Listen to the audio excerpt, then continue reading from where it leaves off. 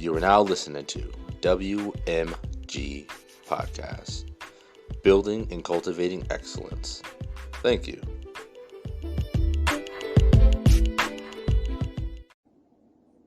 What's up, everybody? Thank you for joining into our live. If you haven't joined in now, well, then you're not here to hear me tell you that you need to join in. But for the people out here, definitely thank you guys for tuning in. Welcome to the Super Breakdown Limited Edition live. We're going to be trying to do these every Sunday at 6 p.m. We're just going to get together, talk superheroes, talk heroes, villains, and then, maybe give a little spin of our own what ifs and see where we would like them to go. I'm your host, Power Maximus, and I'm here with none other than everyone's favorite demigod, Lord Triage. Man, sound like you're eating right now. Bouncing off an ice cream cone. Oh, there you go. Actually, ice cream don't sound bad. I actually might go grab me some.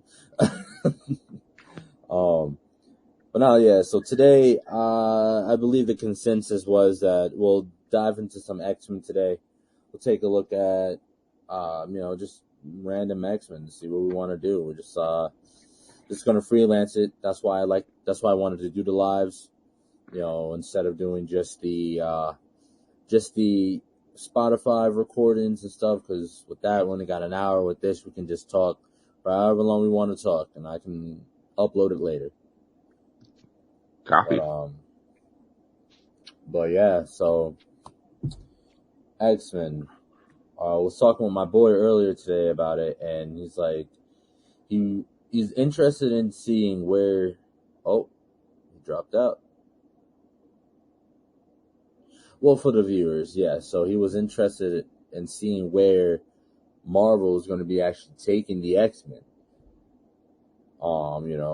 Seeing what the next step is, because of course we had New Mutants, and that was the last of the Fox era.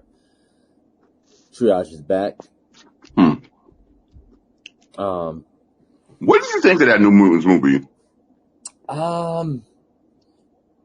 Missed opportunity, but also it was a missed opportunity, but I also understood because that movie was in production hell for like 4 years. Very true.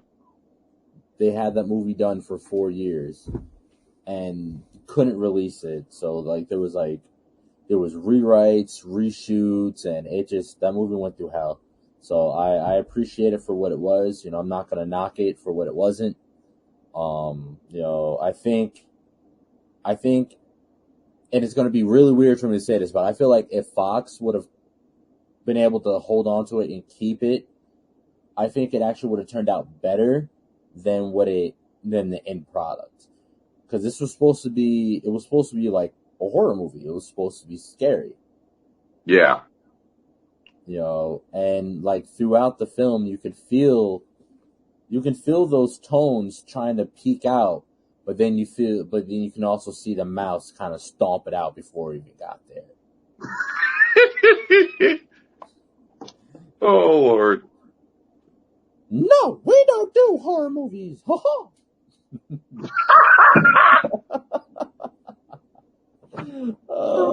Good God. That was a good impression. That was a good impression.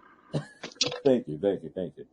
Well, my whole feeling with the whole mutant situation is I think they're trying to very easily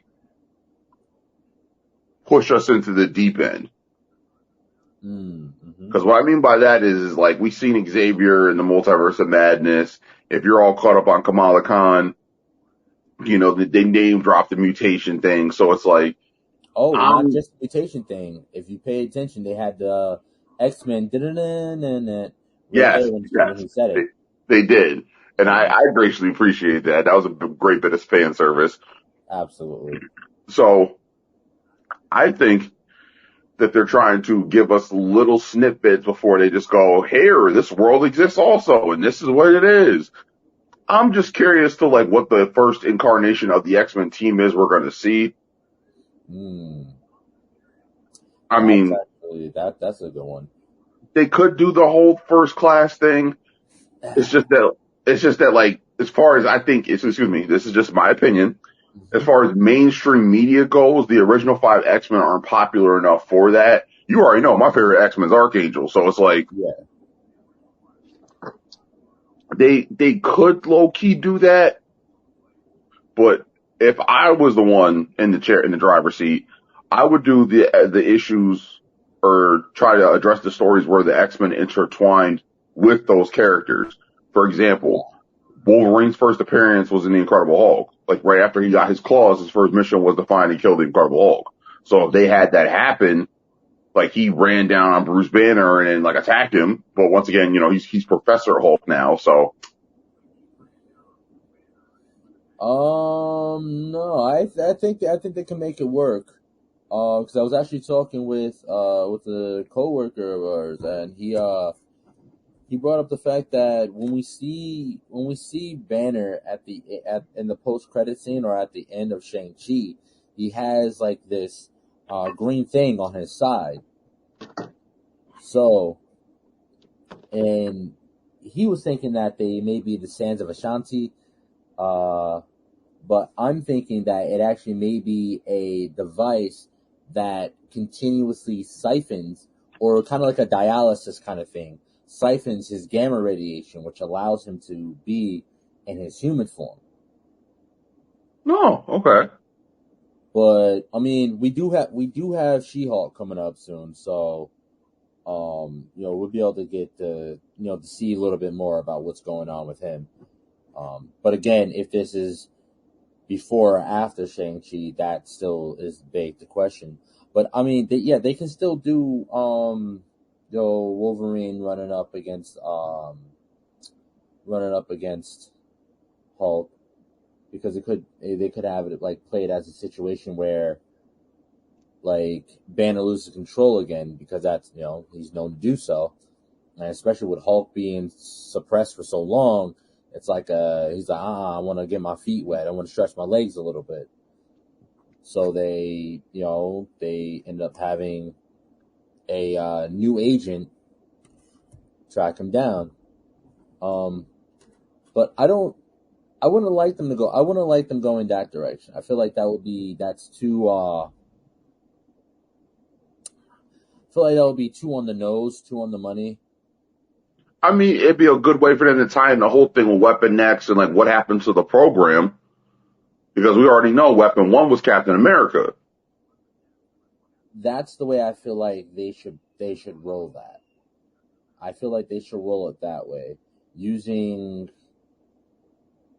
Sam Wilson and Bucky to end up uncovering information about the weapons program. That's how they should tie in Wolverine and Wolverine specifically. But I feel like what they should do is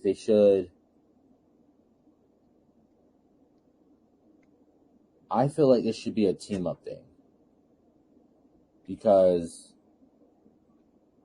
okay, I got it. All right, this is how it should go. So, New Avengers, so they're young, they're kids, they're not very experienced, go on a mission. They end up botching the mission as they're going through, end up running in to the squad, to the X-Men. And X-Men are like, what the hell are you doing? You're fucking up the mission. You're botching it. Follow us. Follow our lead. Sounds a little Scooby-Doo to me. But Scooby-Doo, absolutely. I can definitely see that. I don't know. I feel like I agree with you. I feel like they should definitely have them, or they can do it one at a time. We run into each individual character of the X-Men throughout the line. You know what I'm saying? What was the conversation that we were having when we were watching? What was it? Was it Moon Knight? I think that we had a whole conversation about this when we were going through Moon Knight, because we were talking about how we wanted to get. We would love to see an Archangel limited series on Disney Plus, like how we got Moon Knight. Oh, okay. So we should have the whole thing with Xavier doing the voiceover, introducing himself and what's going on in the world, and the whole thing with the mutation factor, and then have the first episode have him sort of like the way the Watcher broke down stuff, Yeah. and then have each episode about one of the original 5 members. Mm-hmm. Or even if they gave them an episode or two just to give them some kind of a little bit more grounding. Mm-hmm. Because I could see them doing, all right, episode, let's see, 3 from 1 to 3 is about Cyclops. Episodes 4 to 6 is about Bobby Drake, and then so on and so forth. And then have it and then have them all each episode tie into each other, like have each character connected and not know that they're connected to this other character until they meet up like later on down the line. I got a name for it. X-Men Legacies. Okay. But my biggest question is, because once again, I'm a villain guy. So my biggest question is, how are they going to tie this whole thing in with Magneto being a Holocaust survivor, with the Holocaust being as long ago as it was? Because he'd have to be an old man. There's no way he could still be, in his Michael Fassbender. Yeah. Yeah. There's no way he could still be in his 40s. He'd have to be an older man. So it's like, I would prefer, and this is just me thinking out loud, while I love Magneto, I love Michael Fassbender's portrayal of him, I love Ian McKellen's portrayal of him, I would love to see Polaris as that character, as like that militant leader of the Brotherhood. Like, she sort of inherited that job and she's doing it to not fail her father. Like, we both watched Gifted and we thought that was great. Yeah, I feel like Gifted knocked it out of the park. Right? So, like, if they had, even if they had that same actress come back to play that part, but do it on the big screen and have her be a little bit more militant and strategic, I think that'd be golden. Which is interesting because we see some of that in the actual, in the show. We see her with, she's even out thinking, who was leading the Hellfire Club? In that, I can't remember who it was. But yeah, she actually begins to outthink that person. She starts making the big calls. She starts actually leading the team. So I can definitely see that. I actually really liked her as Polaris too. Mm-hmm. And then of course we actually had the actor from Days of Future Past who played Thunderbird. Mm-hmm. He actually plays the same character in Gifted. And really? Yeah, that's him. That's why this is supposed to be Gifted was supposed to be what leads up to Days of Future Past. It's supposed to be the start of the shit show that led up to what Days of Future Past was. Okay. We see the beginnings of the Sentinel program. We see, everything start to come together. We hear them talking about that one day. Same thing with and Logan. We hear them talking about that one day where everything happened, which now mutants are being hunted down, this and that. It all takes place within a specific timeline. So that timeline starts. We see that start in Gifted, where Old Man Logan takes place all the way up to Days of Future Past. So if you want to look at it, Gifted is the beginning, Logan is the middle, and Days of Future Past is the end, in a way. Okay, that makes sense, sort of. Yeah, but the only thing that muffs it up is the reset in Days of Future Past. That's the only thing that kind of muffs it up a little bit. Is when he goes back in time, his origins gets reset, which we see the continuation. Jesus Christ. We see the continuation of his origin story in, I believe, was it Dark Phoenix or Apocalypse? I think it was Dark Phoenix. No, it was Apocalypse. It was Apocalypse, right? Yeah, we see the continuation of his story, of that version in an Apocalypse. Yeah. So as we already know, the Fox timeline gets all types of muffed up and screwy with Days of Future Past. But yes, I agree. I would love to see her come back as Polaris. I would love to see maybe, it's a passing of the torch. Magneto's like, he's old, everything. He's passing that torch on to his daughter, and then so we don't like this is have this be, because that's what originally what it was. It was a secret battle going on. The X-Men were secret. They were quiet for a while until they got brought to the light by Magneto. When he dropped that bombshell of, look at us, we're here. So they could run it that way. So remember, we had that whole 5 years to account for. Within those 5 years, especially with the snap, everyone being exposed to all that cosmic radiation, X-Men, mutants are already, in comic book canon, already related to Celestials because of the experimentation that the Celestials did, creating Eternals and the Deviants, and then mutants are a distant descendant of the Eternals, because there was like some, how the Kree, was it the Kree? Yes, the Kree were doing all those experiments and stuff on humankind and stuff. Right. That's where the whole version of Carol Danvers kind of comes in at. Yup. And that's where mutants came from. From that that messing around there. So we have the Inhumans, and then we have mutants. The Inhumans are the ones whose genetic code was actively changed. The mutants are the descendants of that, that's why that X gene is dormant. Because it was like, this person was genetically altered, slept with someone who wasn't genetically altered, and it just dilutes the bloodline all the way down. Till we get the X gene, which only gets brought out when that person's in high stress factor. It gets triggered. So what's a higher stress factor than half the population of the entire universe just disappearing? Being exposed to all that cosmic radiation from the snap. Yeah, okay. Another thing that would be really interesting is because we've already seen the whole Inhuman thing done with Agents of S.H.I.E.L.D. and it was done decently. And then we have our moment with Black Bolt. So we've already seen the whole Inhuman aspect, and then I still think they're trying to work that out without it being goofy. Yeah, it's kind of hard when you have a giant dog that teleports.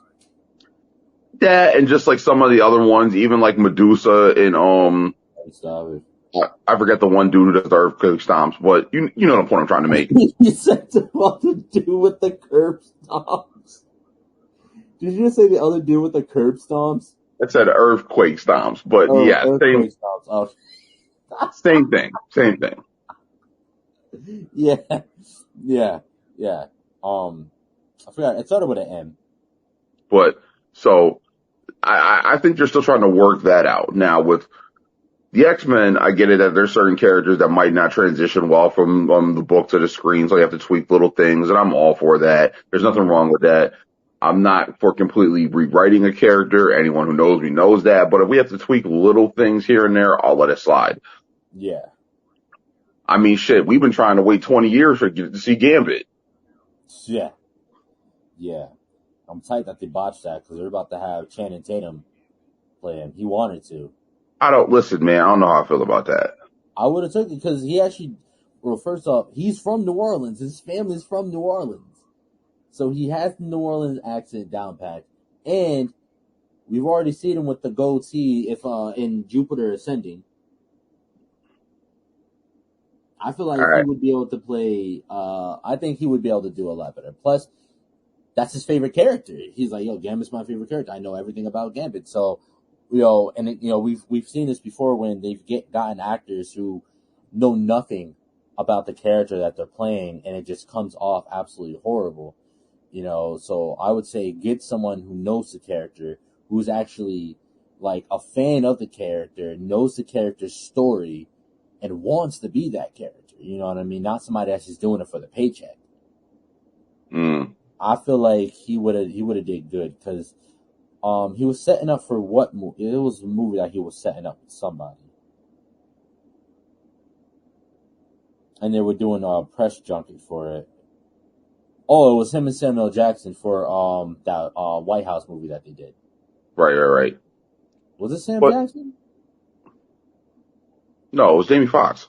Jamie Foxx. Yeah, Jamie Foxx. Yeah. Sweet Christmas. I don't know why it's Samuel Jackson. Once again, them doing the whole thing with Gambit that could tie into the Morlocks and Archangels. Yep. So like it all intertwines. They just have to lay the pieces right. Yeah. And it's like, yeah, once they get that mapped out of how they could lay the foundation, have it done right, and then decide who they want to focus more or less on. Mm-hmm. Because say what you want about the X-Men done by Fox. I don't hate those movies. There's one or two I don't care for, but as a whole, I think the series is great. Yeah. Now, I agree. My thing with that is, and I'm probably going to catch out for this, they focus too much on Hugh Jackman's Wolverine for me. Yes. I love it. I respect it. But if you're doing an X-Men film, it needs to be about the X-Men, not just one of the X-Men. Now, I get he's the most popular. I do understand that because I'm a Wolverine fan. I like Wolverine, but it's like, the X-Men is an overall team. So it's like there has to be a little bit more full rounded than that, or at least make the team rounded as a whole. Yeah. Yeah, now I'm thinking about it. Wow, yeah. I'm looking back at those, and Wolverine literally was the main character of the X-Men movies.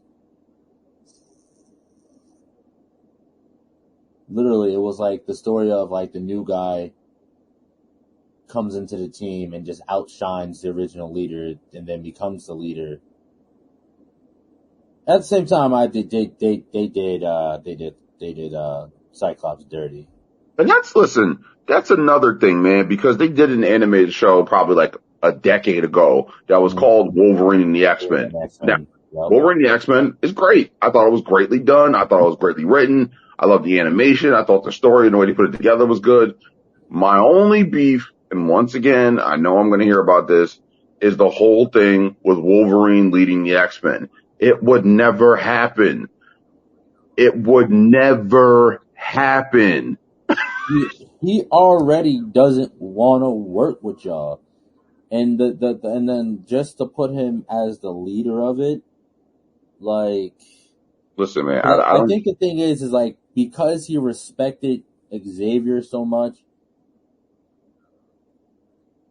I think if I remember correctly, that's really what they were going for. He didn't want to, but it was because he respected Xavier so much that he was like, all right, I'll do this. I think that's what they were trying to go for in that show. But here's my thing. All right, just follow me down the rabbit hole real quick. Okay. If we're talking about the X-Men from, let's say, the late 80s, early 90s, all right, matter of fact, let's just use the ones from the goddamn cartoon. That's the best template. Yep. So if Xavier actually is the leader, all right, if we acknowledge Xavier as a leader, that means that Cyclops is number 2, or he's the field commander, whatever. Then after Cyclops, it was Storm. Yep. So it's like, there's gotta be someone between Beast, Gambit, Jubilee, fucking Iceman, Angel, like there's another like 7, 8 other characters who, in my opinion, would be more qualified as a leader than Wolverine. What's next? Bumblebee's gonna lead the Transformers? That it seemed like that's what they were going for, but we're not going to get into that because that's a whole other like rabbit hole to drop down. I feel you. I get what you're saying. I agree. I feel like to me the lineup goes Xavier number 1, Cyclops number 2, I feel like Storm was supposed to be number 3, She is. but if you look at it, the way they had, I'm based off those movies. The way they had it for the movies, they had essentially Jean was number 3. They had Jean as number 3, and Storm was just chilling in the background as an over emotional black girl that creates storms. I hate that. Over emotional. I hated that so much, especially in X3. Especially in X3.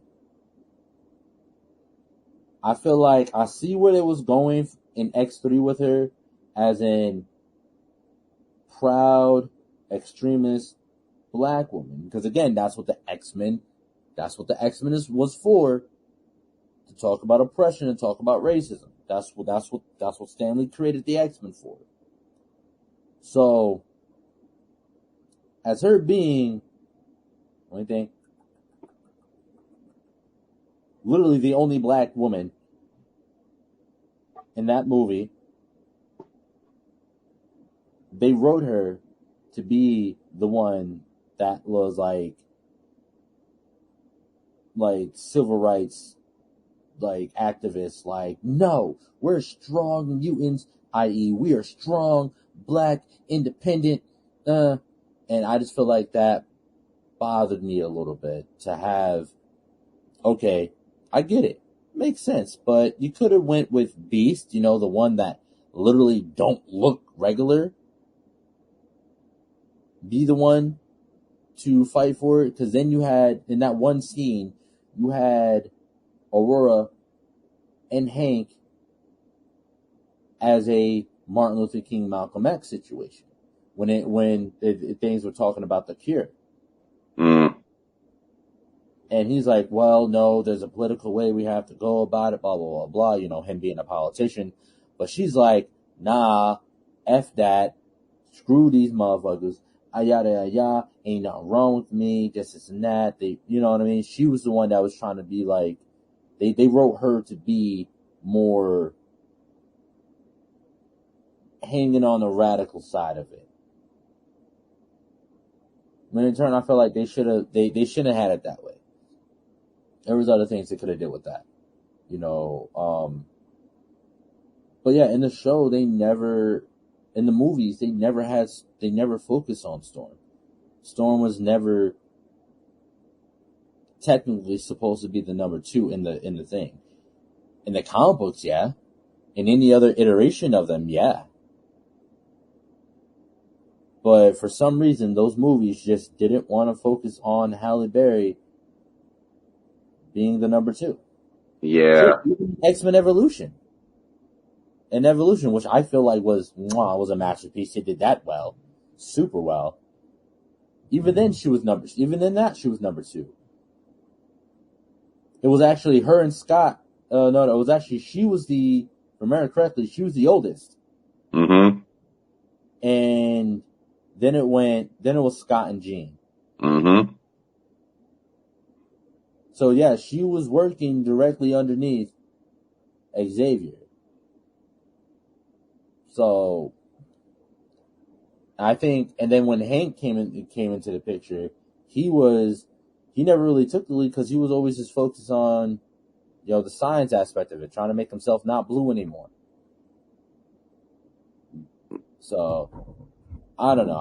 I feel like there was I just feel like they gotta get it right. I want to see one set,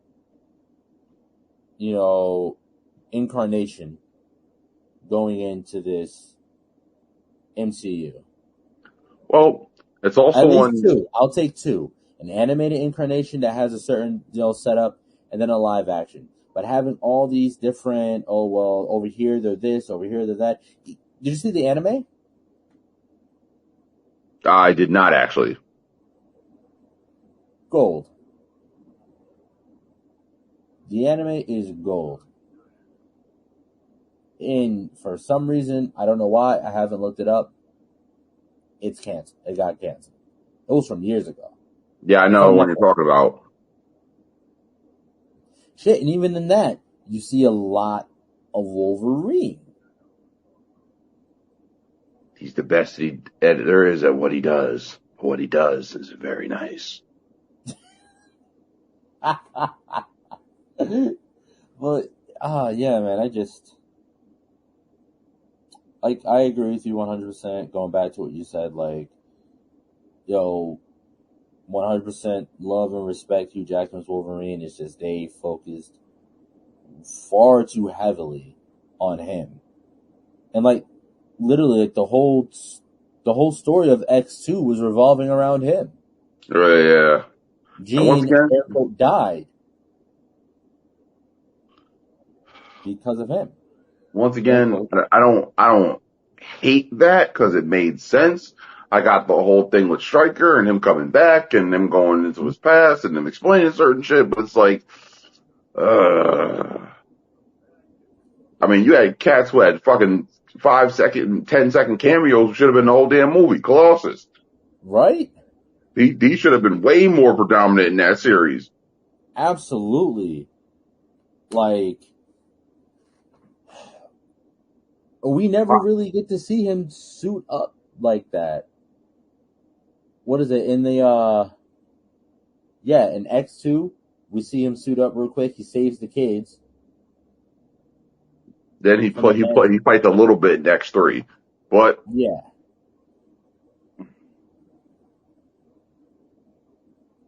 I don't know. And then, Multiple Man. Don't get me started on that.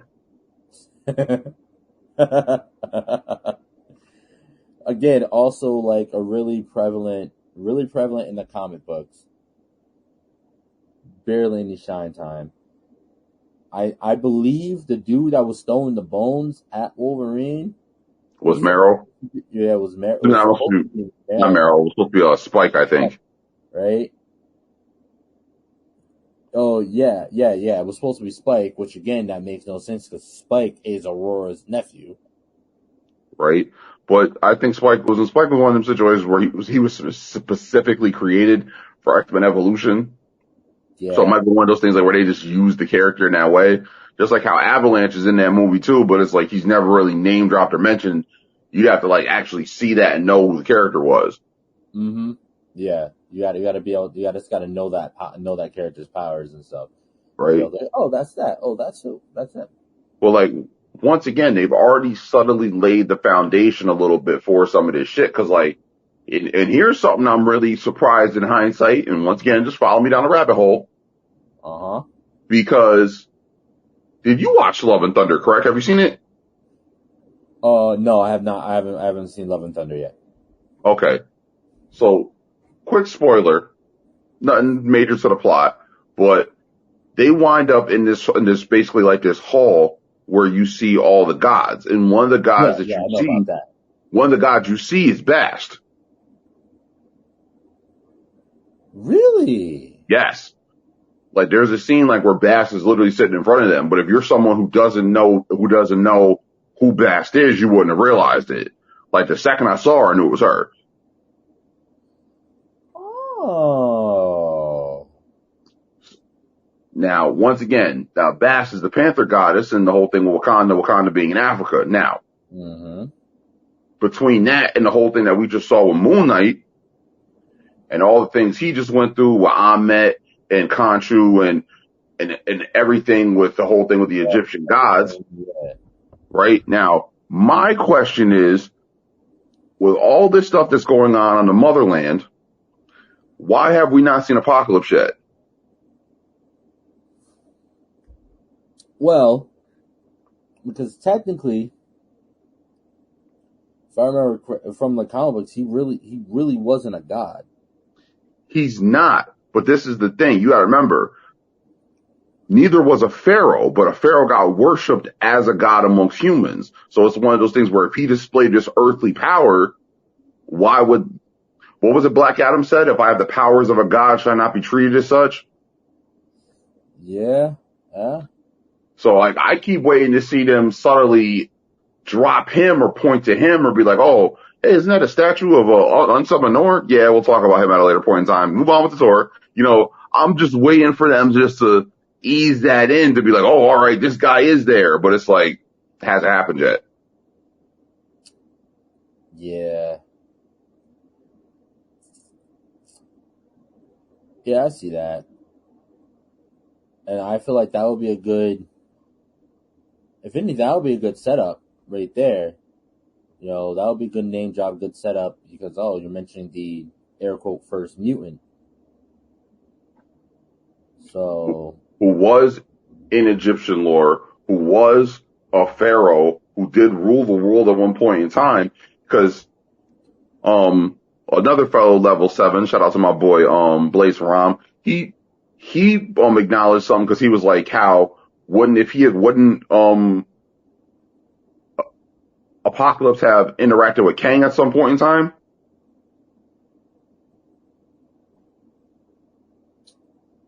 maybe, yeah. Because Kang's an Egyptian conqueror also. Once again, like I said, the map is there. They just got to lay the pieces together so it works. Huh. Well, here's the thing. At what times were they ruling?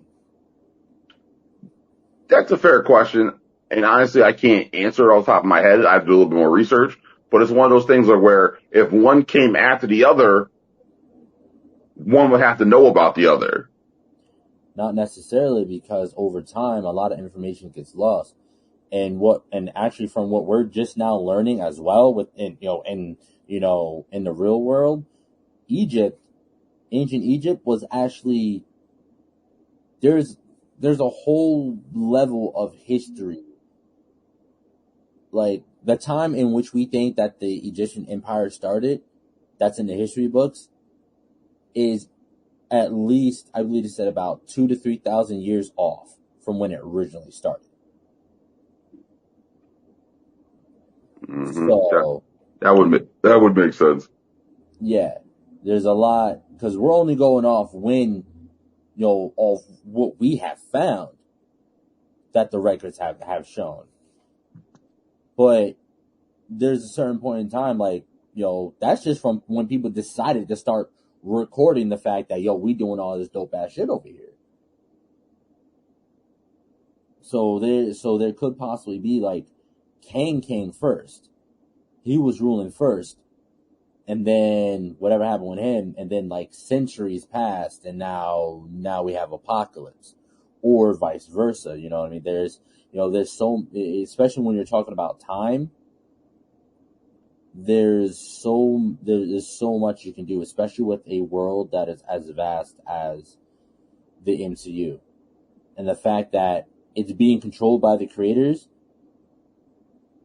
They literally could just be like, and because that snippet has never been clarified, they can easily be like, oh yeah, they were centuries apart. Mm-hmm.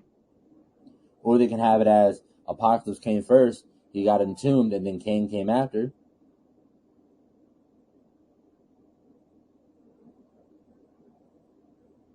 But it would have to be the other way. Kang would have to have come first, because no one knew the existence of Kang, but everyone knew of the tales and lores and existence of Apocalypse, because they were able to, people were trying to find his tomb and stuff like that.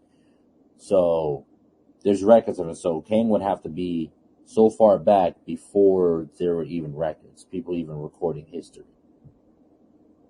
Right. Okay, that would make sense. And that would also go back to the whole thing with Loki and him manipulating the timeline. Mm-hmm. Yep. So, and again, everything comes full circle. Very true, very true. May not be in a exact circle, more like a figure eight infinity symbol. Or, there's that one point where everything kind of intersects, but also leads back and also leads forward at the same time. So that's where it gets complicated with especially in the MCU when you're talking about time.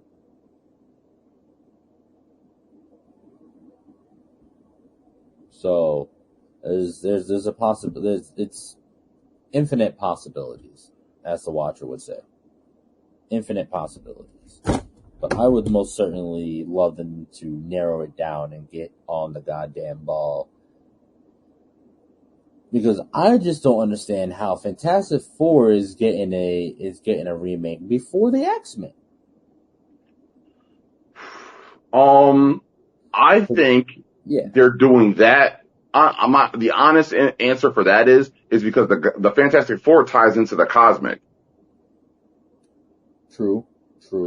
That goes Galactus, Silver Surfer, the Heralds, the Skrull, the Kree. There's a lot of stuff that goes along with that whole Fantastic Four Space Odyssey. Like, that shit caused so many ripples through time. That's just like how well, once again, we talked about the whole thing with the X-Men. Like, if the X-Men show up, does that mean the Shi'ar Empire is going to show up? Because the one fight I would love to see would be Gladiator versus the Juggernaut. Oh, yeah. And you're right. It makes sense because they've already introduced the Skrull, already introduced the Kree. They already have that platform for a cosmic set up, which this is what pisses me off. They already have the platform for cosmic set up. So why are you diving into anything except cosmic? Why are we seeing, don't get me wrong, I'm glad to see a Blade movie. I'm happy to see a Blade movie. Why are we seeing Blade at this moment in time? If we're looking at cosmic right now. But see, once again, there's different angles, different revenue streams. Now, for example, like we look at the original team of Avengers, all right? Mm-hmm. Now, we can talk about those 16 members all day, every day. Most people who know Marvel shit have at least an idea of who they are, right? Mm-hmm. Now, with the original 6, only 3 of them had their own franchises. That was Captain America, Iron Man, and Thor. Mm-hmm. Now, once again, anyone who you ask agrees that the Captain Americas are good. Period. Mm-hmm. Right? People don't feel the same way about the Thors. This is true. People don't like them first 2, and then the third and the fourth one are comedies. Yep. Iron Man. That first one, great. 2 and 3, not so much to me. For me, it's only 3. I feel like 3 was definitely one where they just went left with it. I thought, what the hell? What happened in 2? That was the whole thing with Whiplash and Oh yeah, okay, nah, never mind. Yeah, yeah. If I had to rank them, it'll be 1, 2, and 3. Yeah. So, and once again, I don't hate. I don't. That's a lie. I do hate Iron Man. I hate Iron Man with a fucking passion. But my whole thing is I get what they were trying to do. All right. Like, I was expecting them to go the more demon in the bottle storyline, have him be irresponsible, him find out he was dying. I get that they touched on it, but it wasn't as dark as it was in the original source material. Yeah. Just like the whole thing with Thor. Thor's got a few good stories that they could have really tweaked and twerked into this fucking, mainstream media and have it been oh shit, this is what's going on in the MCU, but no, they didn't do that. Yeah, I can definitely admit it definitely felt a little weird to go from Ragnarok, a comedy, straight into Infinity War and how all that went. I definitely felt like that was really awkward, really weird transition. And then on top of that, to be coming out of such a dark time in the MCU and then Love and Thunder as a comedy. Kind of feel like the themes don't match up very well. Right. But that's also the character and what they can do with it. Now, I saw the Black Widow movie. I didn't hate it. Mm-hmm. I saw the Hawkeye show. Didn't hate it. No. Actually, I'm actually fond of it. Right? I was actually saying to someone 2-3 days ago, all they had to do was make them to a team. Honestly, if they could have gave them a trilogy and they were showed them as partners and they made it a little bit more of a 007 feel to it, it'd have been perfect. For Kate and Clint? No, for Clint and Natasha. Oh, yeah. Because there's throughout the series, we like throughout the MCU, we hear them talk about missions that they worked together. I want to know what happened in Budapest. I want to know what happened in Budapest. Wait, I think we found out what happened in Budapest.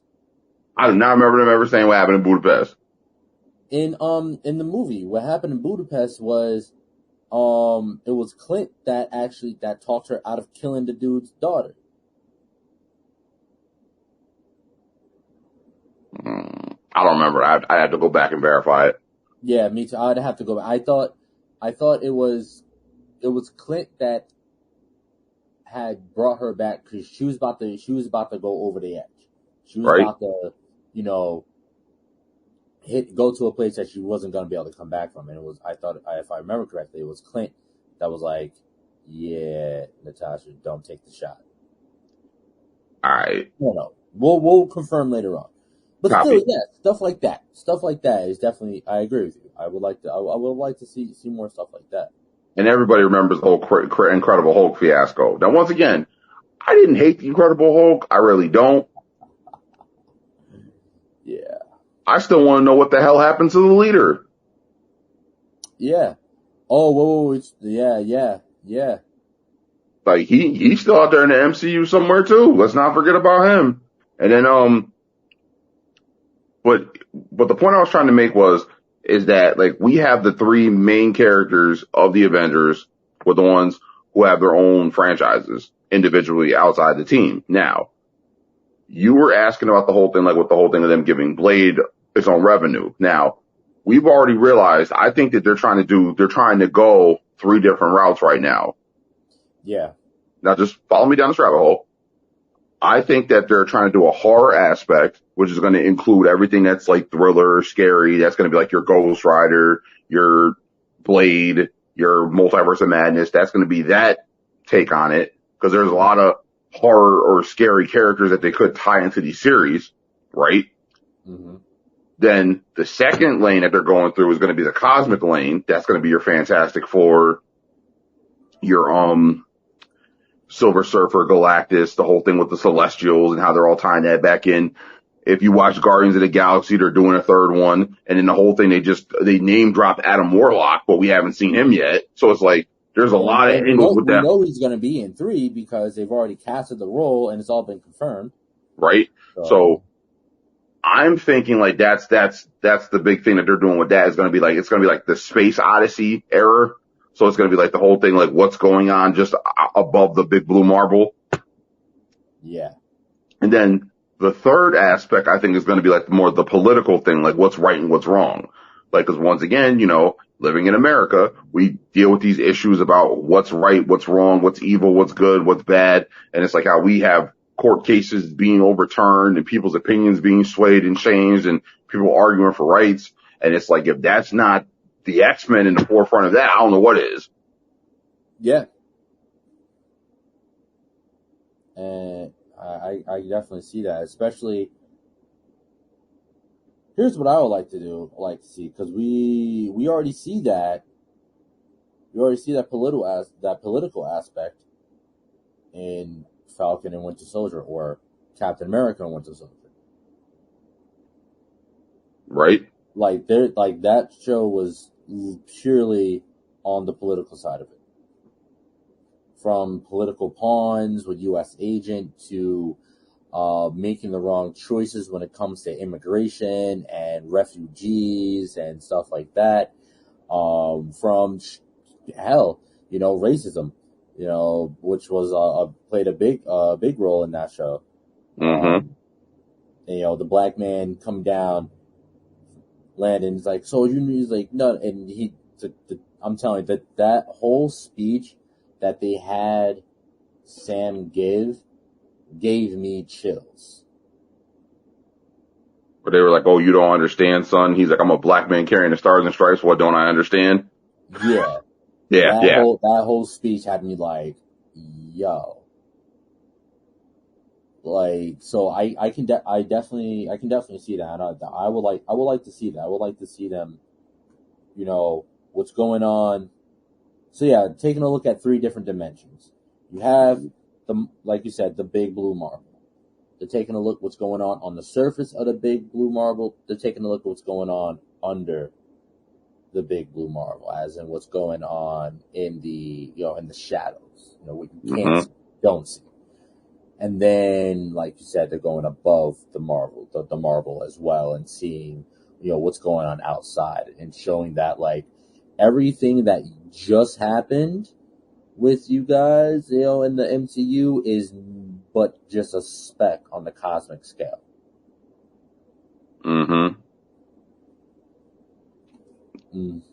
Because we had someone we worked with who's actually not there no more, who actually said that she didn't like Falcon and Winter Soldier, because she felt it was too political. But the whole basis of Captain America was being political. All the Captain America movies are political. Yep. If you don't think they weren't, they're not paying attention. Which you would have to be asleep.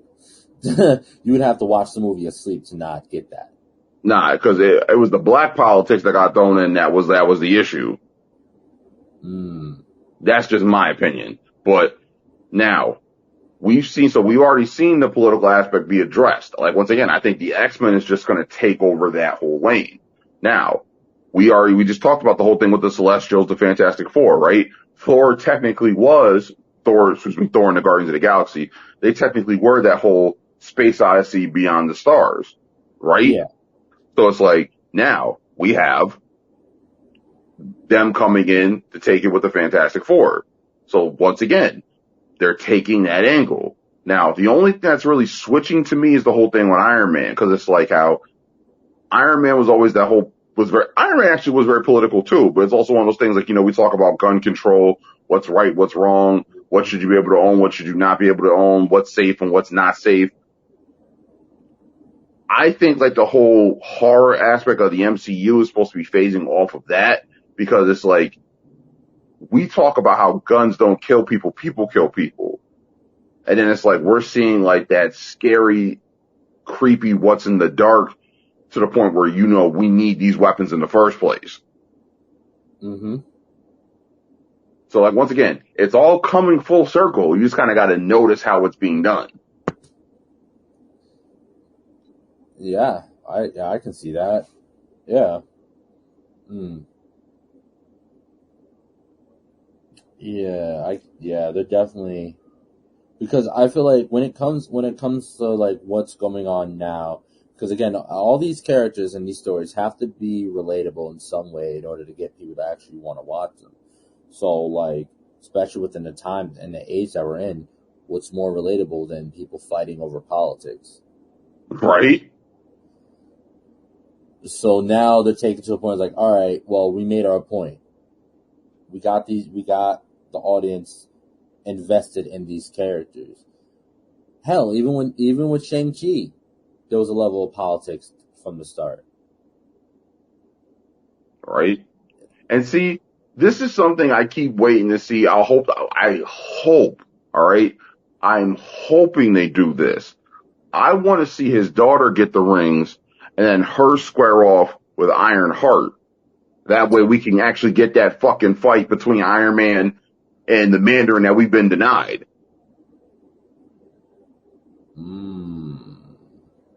Yes. Like if she took the rings and said she's the Mandarin now. Yeah. I'll be down for that. Right? In general, I want to see Shang-Chi go up against Iron Fist.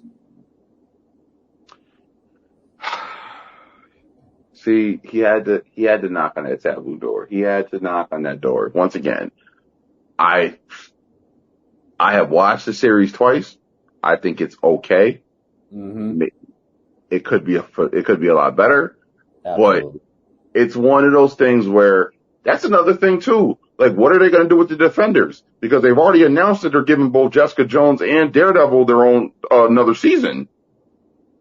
I was actually just talking to my boy about that earlier today as well, because he's currently playing Marvel Ultimate Alliance 3, and so we were just talking about the characters and stuff, and he brought us like, I really hope that we get a conclusion to the ending of Luke Cage. Because what? He's just like bad now? Like what? I think it's one of the things. He sees Yeah. himself as like a necessary evil. That's my opinion. Well, Yeah.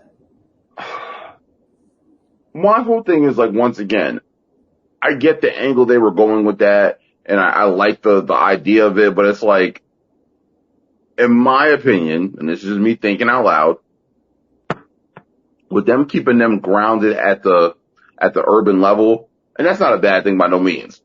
Yeah. I want to see them deal with the more urban issues. Like, all right, for example, Luke's in Harlem, right? Mm-hmm. So he basically said that he's Sho'nuff, he's Shogun of Harlem. Mm-hmm.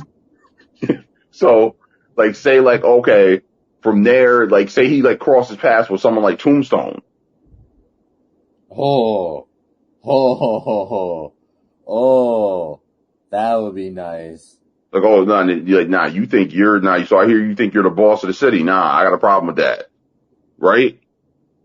Oh, yeah. And then, of course, run into Kingpin, run into Fist. Because Lord knows he's the one who actually runs the city, so it's like. Mm-hmm.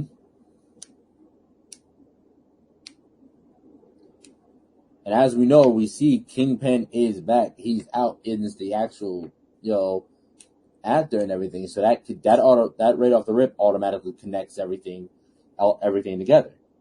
Mm-hmm. And of course in the Defenders we've seen Madame Gao in the Defenders, and so that, and the fact that Fisk was essentially, in a way, he was controlling the hand. Oh, very, very much so. He was controlling the hand from a distance. So we know all that just ties into Fisk ruling everything and running everything from the shadows. Right. So I feel that, and honestly, I said that from the beginning. Though I said that from the beginning that we need to see these multiple layers, and I think they're just now finally starting to get in to building those multiple layers. We got the ground team like the Defenders and hell, even Spider-Man. You know what I mean? The ground team that working in the sea. Yeah, bro, I want to see Luke Cage and Spider-Man. I want to see that Luke Cage and Spider-Man team up, man. Because I remember they did that in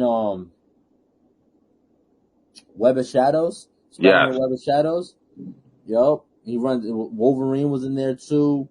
I would love to see that. I would love them to finally bring in Felicia as well, because that would be super dope. They don't even have to bring her in Spider-Man. They can bring her in because it's all street level crime.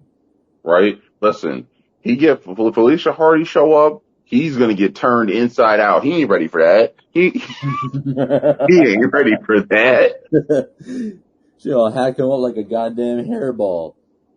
Like, which again, these are the things I'm interested in seeing, because they built this whole world, this whole ground level or urban level Avengers, essentially, with the Defenders.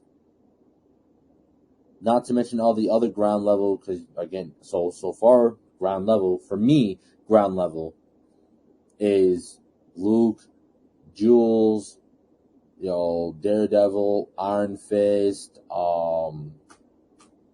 Blade, I definitely see Blade as like a ground level character, as in like he don't fight Thanoses, he don't fight these celestial beings. He on the ground, he squares up. Oh yeah, I could definitely see him. I could definitely see him running into Luke Cage. Like, what are you talking about? Vampires in Harlem? Sweet Christmas. Exactly. Yeah, vampires in Harlem.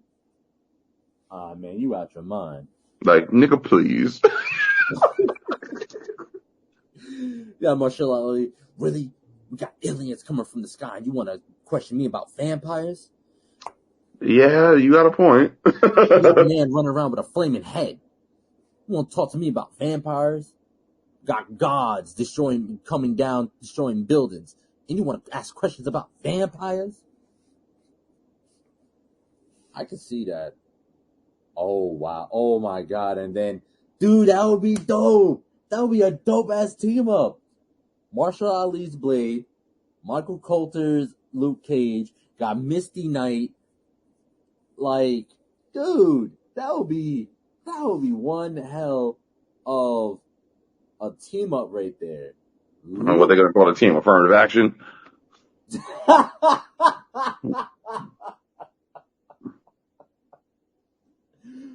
No, there's a short miniseries, Vampires in Harlem or something like that.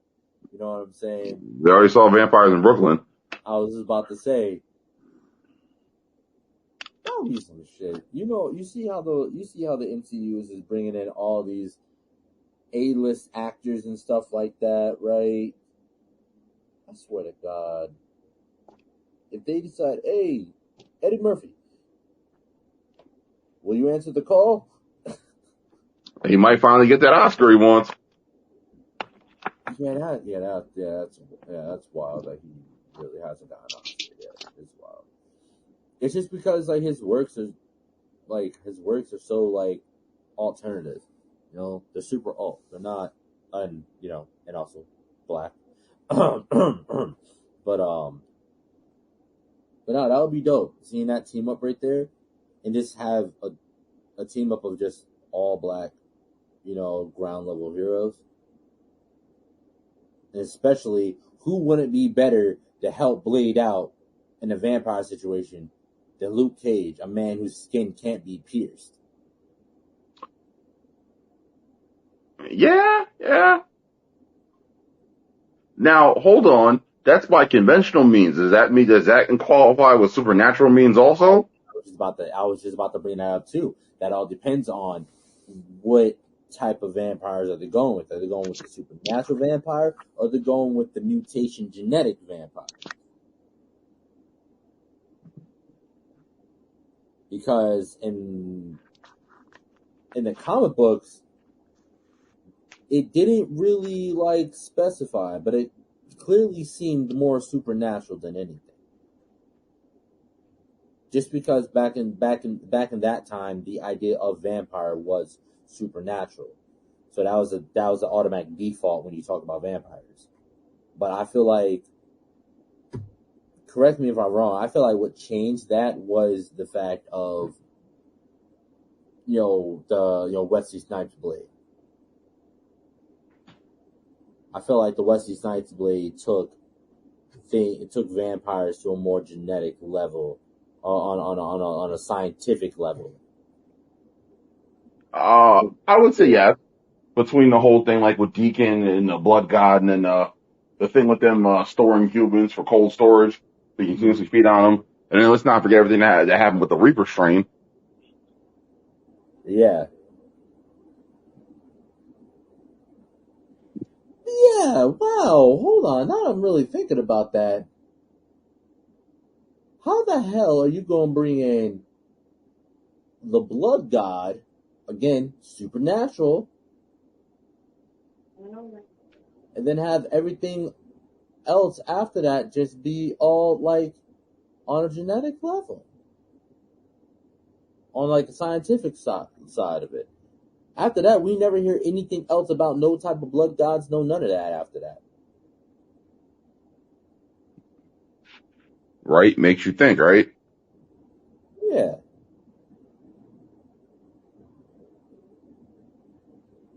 Wait, did Blade kill a god?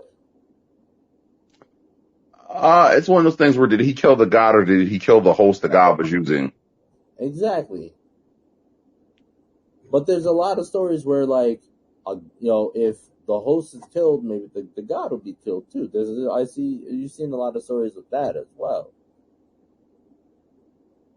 Right? Maybe it's one of those things that I just didn't think it all the way through. Yeah. Yeah, you're right. But not yet. But you bring about a good question. I feel like I'd say they might actually end up going more the supernatural route with Marshall Ali's Blade, because we see him talking to Jon Snow there, soon to be Black Knight. Kit Harington. Yes, yeah. I don't know, man. I don't know. It's really hard to say because we know for a fact he's supposed to be teaming up with Morbius. There's supposed to be that crossover with Morbius at some point in time. There has to be. It's in the cards. Or they either wind up squaring off with one another or they wind up teaming up. It's only one of those two. Exactly.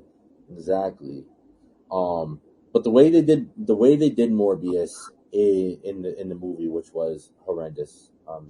Yeah. Oh God.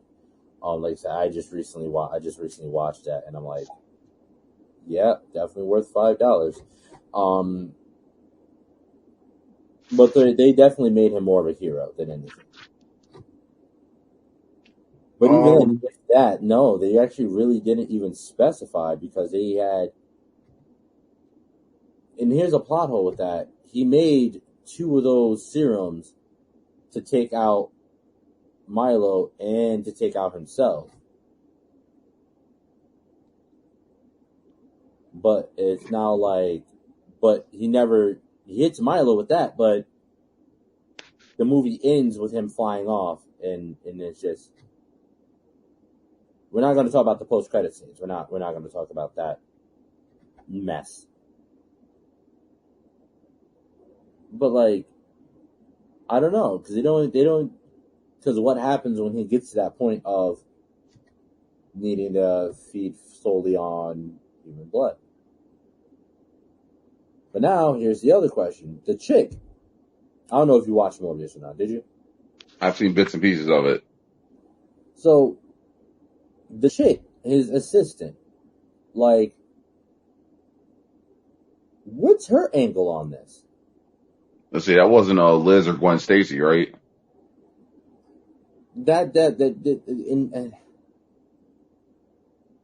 It just doesn't make any sense to me right now. Like, what's her whole angle? Maybe she was.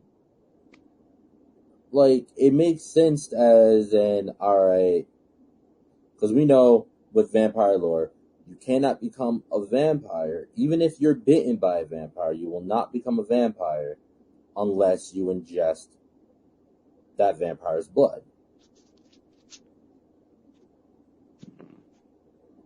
That's the way vampires and vampirism works.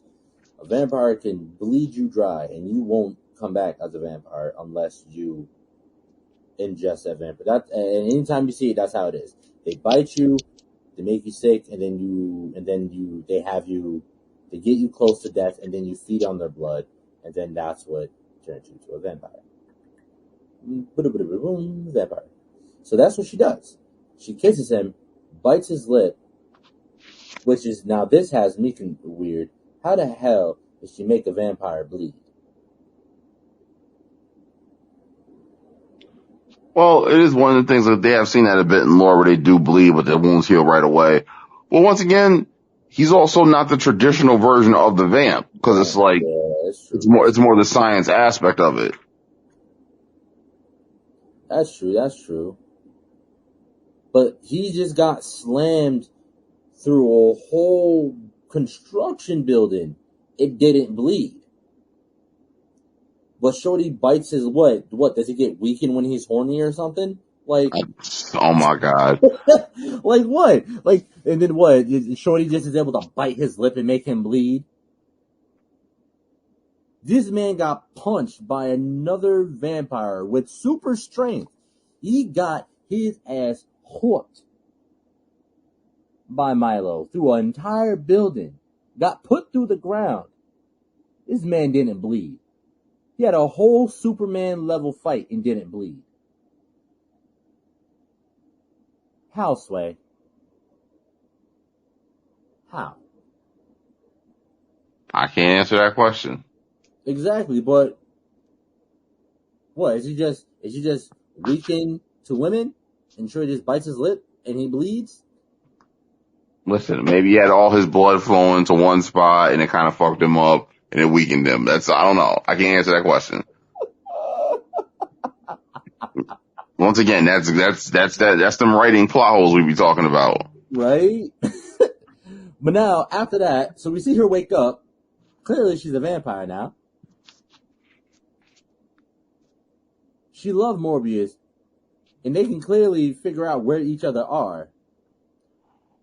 Why is she linked up with him after the fact? I'm just saying, if I love somebody like that, I just came back as a vampire, they a vampire, we can spend happily ever after together. Okay, Bella Swan. Happily ever after without the bruises. It sounds like Stockholm Syndrome to me. Without the back-breaking pregnancy. Actually, that part sounds kind of fun. No, the back-breaking comes before the pregnancy. What are you talking about? Back-breaking is before the pregnancy.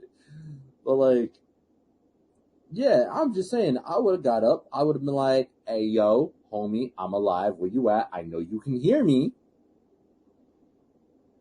And we just would have flew off together.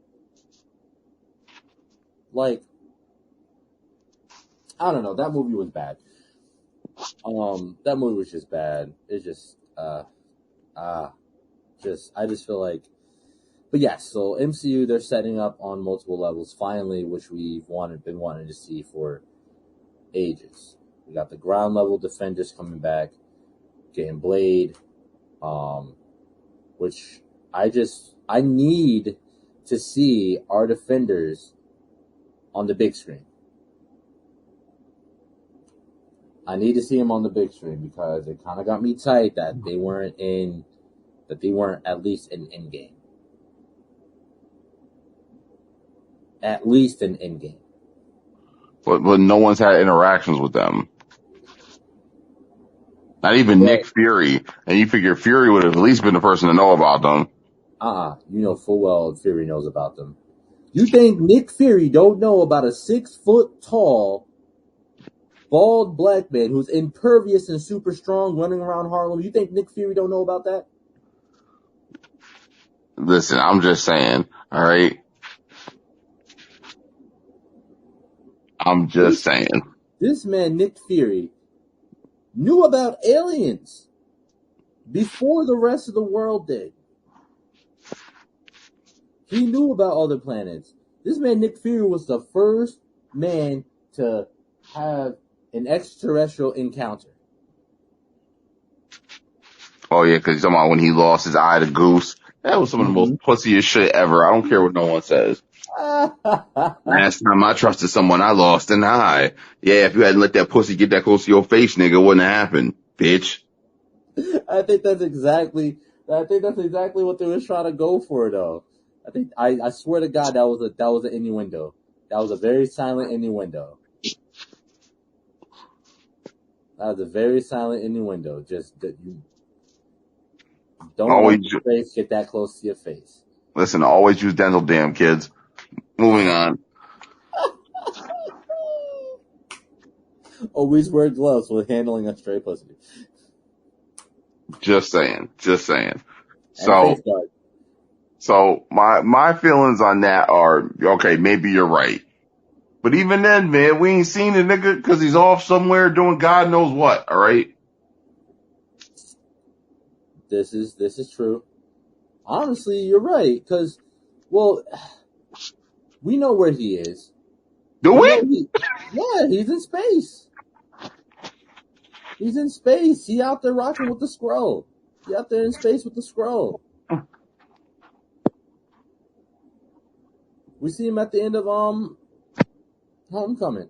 No, Far From Home. In a post-credit scene. He up there hanging out with the Skrulls. Which that base is going to eventually become Sword. Because we see Sword already. But Sword is actually supposed to be a space station. Mm-hmm. They're talking about how that S and Sword stands for Sentinels. What was that? That S and Sword stands for Sentinels. It does actually, right? Right? I don't forget. Let me see. I forgot. I looked it up when it first came up in WandaVision. I looked it up and then I just completely forgot. What's it stand for? What's it stand for? Are you gonna tell me? Oh, yep, the Sentient Weapon Observation and Response Division.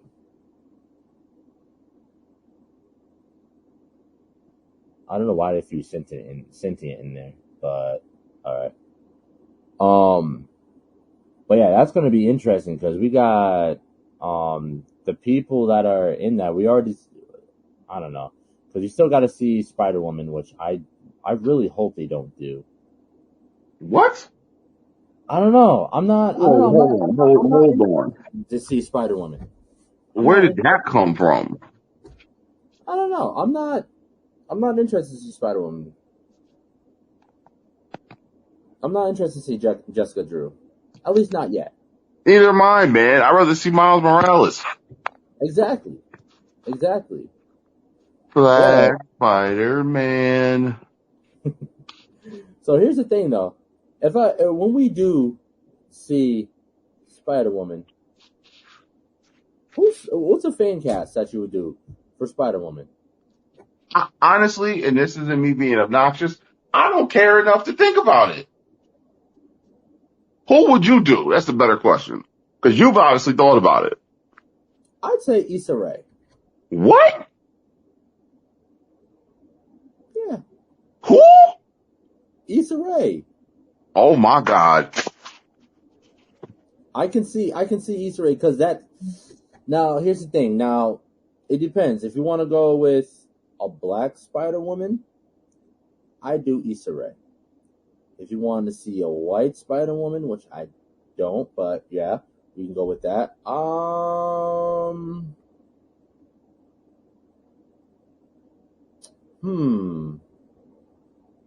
White Spider-Woman.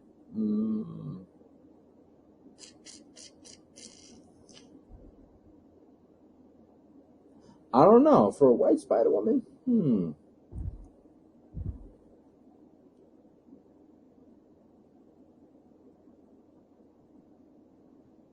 trying to think. I don't know. Who I want to see as a white Spider-Woman. Wait, what? Spider-Woman pregnant? Excuse me? Sorry, I just stumbled across a comic book with Spider-Woman pregnant. I'm actually not surprised.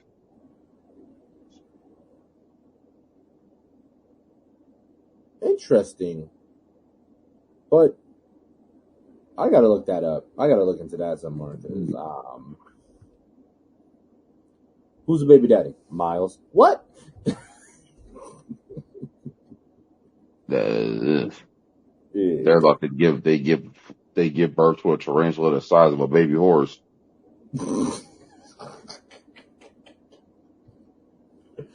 Oh God, that's terrifying. No. Now, here's the thing. I'll put it this way. The reason why I say Issa Rae is because she's already playing Spider-Woman. She's playing Spider-Woman in, I believe she's playing Spider-Woman in Across the Spider-Verse. Okay. So for me, I would like to see that translate over into, because I think Issa Rae is good. I think she's good. I think she's a great actress. I think she's really good.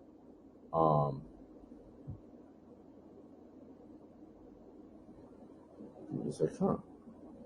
Not on the. Oh no, actress. That's right. Yeah. Yep. Yeah. She's playing. Yeah. She's playing Jessica Drew in Across the Spider-Verse. Well, I think she's good. I definitely think I would like to see her in a more serious role like this. So, yeah, it'll be interesting. Very interesting to see. Now, here we go. Let me make you laugh. Female Spider-Woman. Oh, white Spider-Woman. Rose McGowan. Mary Kate or Ashley? All I'm hearing is apples to oranges, and You can still compare them. I honestly, I'm just saying, like they sister need to hook them up with a job. Get them a job. nah, man, I don't even know how they look right now. That might not even be the best move. They might scare the kids more than Wanda did. But no, yo, I thought that, bro, I was thinking while I was watching Multiverse of Madness, I thought that would have been really cool. I thought that would have been really cool if they had brought in one of the twins to play an alternate Wanda. Mm-hmm. Like they could have had one of her sisters play that alternate Wanda that was chasing them through the through the tunnels. So that would be Oh, I'll perfect. say, or they could have brought them both in to play alternate versions of her and Quicksilver. Ah. Like there was a universe where they were identical twins and they were both female. Oh, that would have been awesome. And again, this just goes to show the fact that they just completely just dropped the ball when it came to exploring the multiverse aspect in Multiverse of Madness. I feel like they dropped the ball, and I feel like there was so much left on the table. And even they said that there was a lot left on the table. We were supposed to get cameos from Ghost Rider and shit. Ghost Rider is supposed to be the I forget what the version of Iron Man was, but the one where he had the fucking white suit. Yeah, the Tom Cruise. Tom Cruise was Yeah. supposed to be playing that one. I would have accepted it. I seriously would have accepted it. Just because it's for that one movie. It's a cameo. Just leave it alone. Run away after that.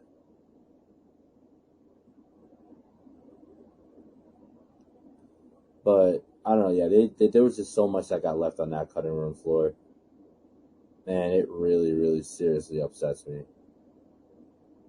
Now, also, let's jump back to the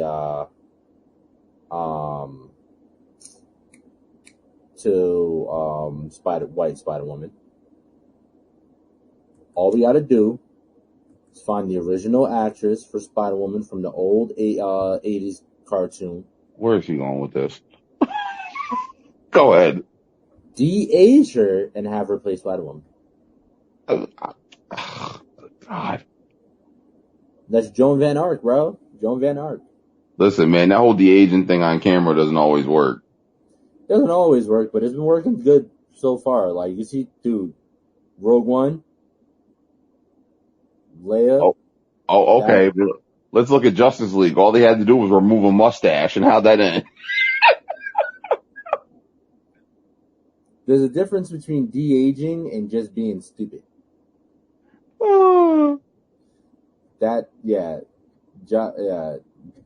DC, don't ever hire Joss Whedon ever again. What is wrong with you going to the competition for help? That was a bad idea from the start. That was a horrible idea from the start.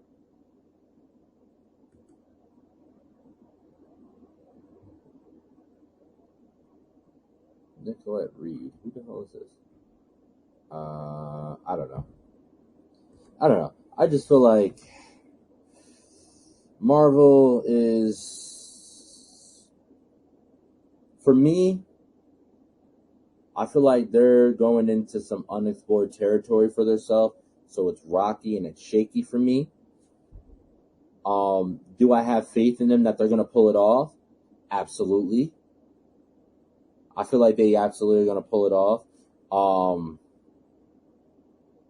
But right now, I just feel like there's just certain things I want to see from them that I'm not seeing yet. Like we said, X-Men. I would really like to see the X-Men. I feel like another reason why they're waiting on the X-Men is to try to let all the Fox stuff die down. Which, at this point, it's never going to happen. The Fox stuff, it's too iconic. Whether it be good or bad, it's too iconic to die down. So they might as well just rip the Band-Aid off and go for it. Because hell, if you want to do it that way, we can easily start the X-Men on ground level and work them up. Put them on the ground level with Luke Cage and Defenders and stuff. Start at ground level that way. Because mutants are ground level. Hell, Miss Marvel, ground level. You know what I mean? Well, actually, technically, after this, they're about to throw her into the cosmic side. Yeah, I always knew that was going to happen, though. Yeah, want to know my theory on what happened at the end of that? Go ahead. All right, so now follow me down this rabbit hole. Now, for me, the way I see it as is because last time we see Carol Danvers, we see her at the end of Shang-Chi. They're talking about how the rings sending out some kind of homing beacon, and that the rings are an alien technology. As we know, Kamala's bracelet, her bangle or bracelet, is also an alien technology. What kind of alien technology? They haven't really said because they're talking about more so the magic side of things. With that. So, what I'm seeing is that while Carol was out in the infinite cosmos following up a lead on the 10 rings, she comes across some kind of thing, whatever, some kind of beacon or so, ends up activating it. And it ends up swapping whoever was wearing the bracelet and that person. They essentially swap. So wherever Carol was just now, before that swap, is now where Kamala is. Yes, I agree. So whatever, so that's what's going to be. And from what the credit scene at the end says, Kamala Khan will return in the Marvels. So I would like to see how this all pans out with the Marvels. And I want to know if they're going to have Photon in there. Photon. Spectrum, Photon. I want to see if they're going to have her in there. Because there ain't no way you're going to give this amazing actress, black woman, these powers, and then we not see her again. Especially with her close connections to Captain Marvel, who also had picked up the name Captain Marvel at one time in the comic books, and then changed the name to Spectrum. Like, it has to be all three of them. If you're going to tell me it's the Marvels and there's only two of them, I'm going to feel some kind of way. Well, here's the thing, too, and this goes back to what you were saying before. Now, with the bangle, they said that there was two of them. The bangle's part of a set. Yeah, I do remember that. Because you said the whole thing with the 10 rings, because, like, you see the flashback where they find it, and then they pan up, and you see the 10 rings on the floor. Thank you. I'm an idiot. I don't know why I didn't make that connection to that one right there. So it's like, it's all being tied together. The question is, how? So they put it right in front of my face, and I thought I made the connection. No, brother, they made the connection for you. You're right. Yeah. So what if the bangles and the 10 rings were all a part of some cosmic power set of jewelry? Sort of like the stuff from Yu-Gi-Oh! Exactly. The Millennium items. You got the 10 rings. You got the bangles. So it could be like a set of earrings, a fucking nose ring, who knows? Necklace, a choker for the Right. kinky one. But yeah, this is my magic nose piercing. It lets me, when I sneeze, it teleports me to wherever I'm thinking of last.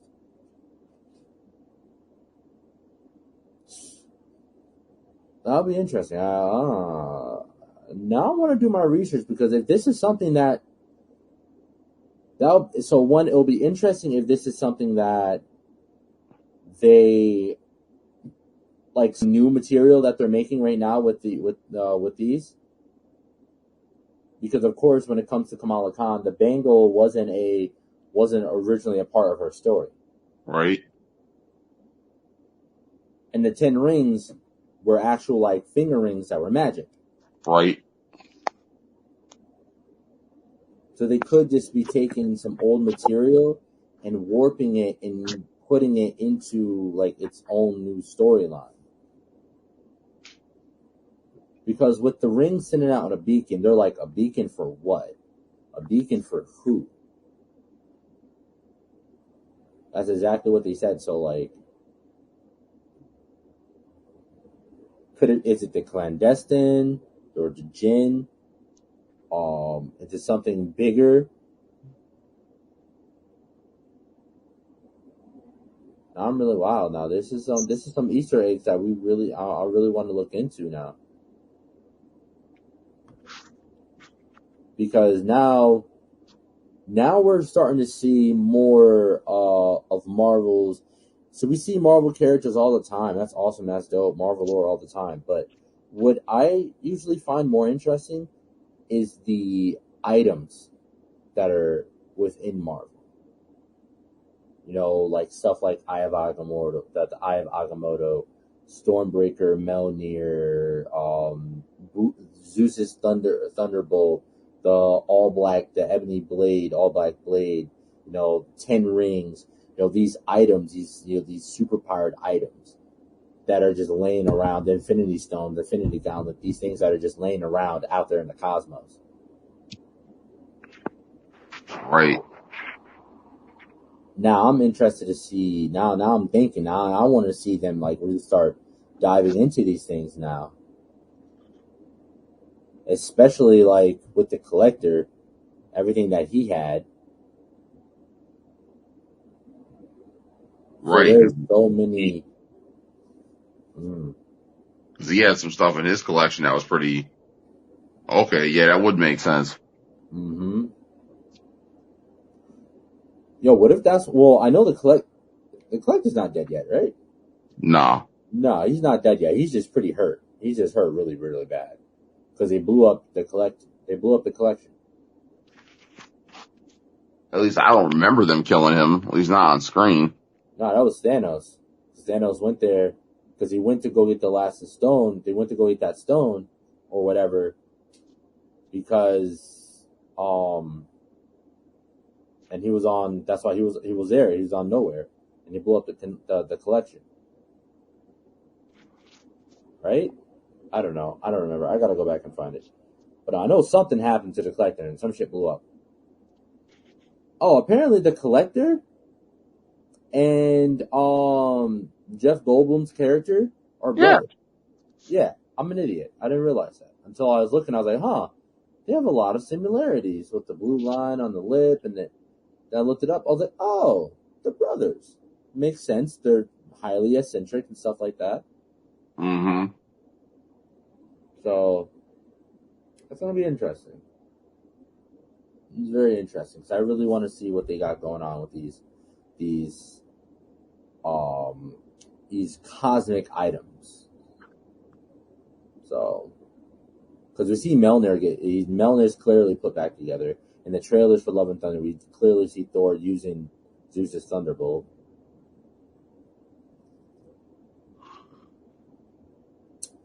Interesting.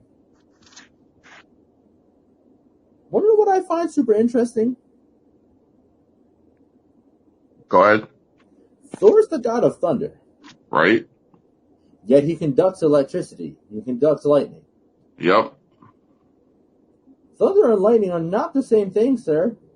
They're not.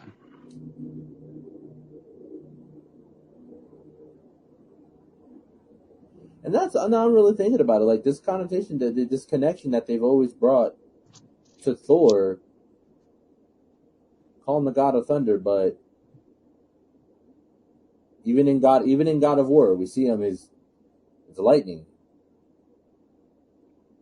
That's what bothers you? Not in Thor Ragnarok about the fact that he's subdued by a taser?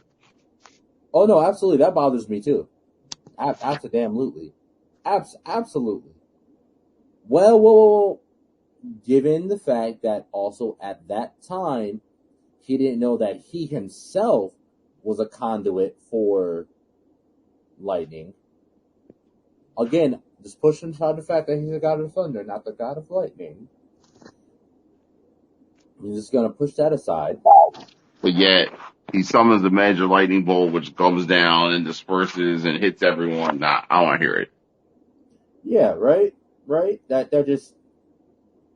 So I'll say, if you push that aside, granted, he didn't know that he himself controlled lightning and was a conduit for lightning, and it was his own power, and that Mjolnir was just a tool to help, like a lightning rod, for him to conduct his powers through, so he doesn't blow himself up. All that aside, I can see the man getting tased because he's not really thinking about it. But wait, that's not the first time he got taken down by a taser. Yes. Well, in the first one, he had lost his powers. So that's a little different. Still a god.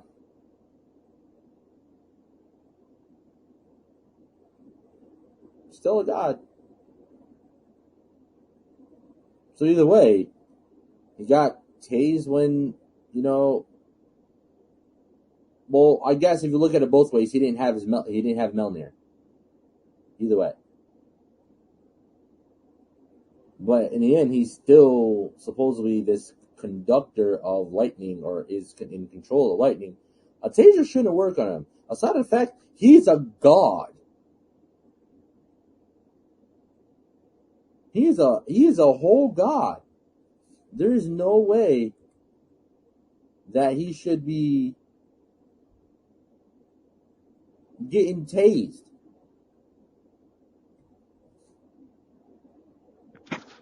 Yes, we agree. I'm just saying, watch somebody try to tase Jesus. Oh my God. It's going to be a different story. Really, power, really. Just saying. Tase Kratos. Watch what happens. I don't know. Certain things don't make sense, and I think it's because there's so many cooks in the kitchen. I feel like things make sense when Feige has a strong hand on it. But when Feige starts letting some of those creative liberties be taken by the person that's like directing it or producing it, things start to get a little wonky. We start to find these small, tiny little plot holes and stuff.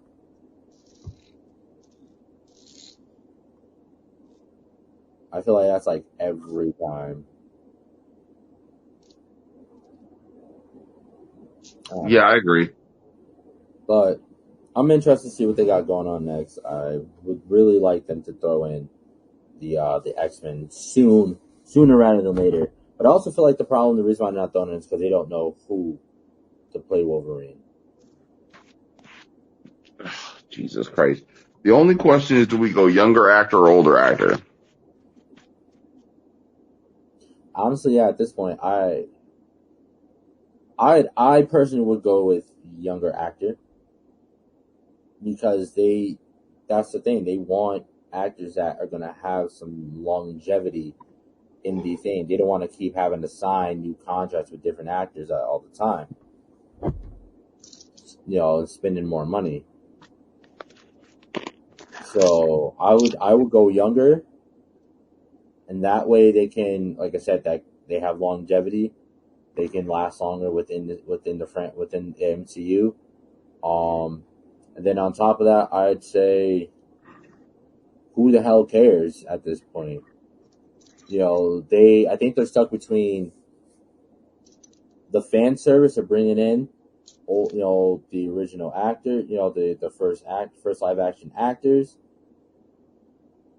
or just scrapping and starting new, because Fox has started over too many times, too many start overs. So they're not trying to do the same thing and hit another reset. But also the actors that they currently have are too old to play the roles at this point. I mean, I'll take McAvoy. I'll take Fassbender. Yeah. But again, now we got to look at the time. We got to look at the timing. Or they can easily just rewrite the characters' backgrounds a little bit too. Multiverse. Maybe this version of Magneto that Fassbender plays isn't a Holocaust survivor.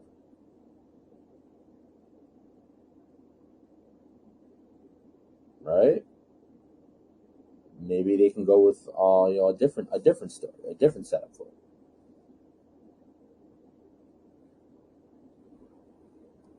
That's just what I'm thinking and what I'm seeing.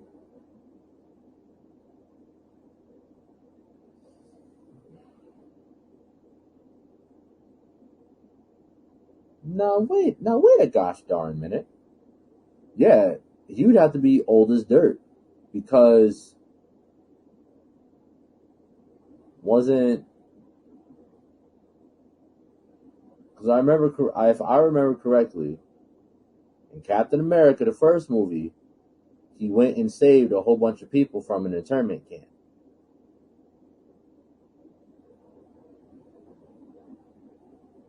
And they were fighting the Germans, right?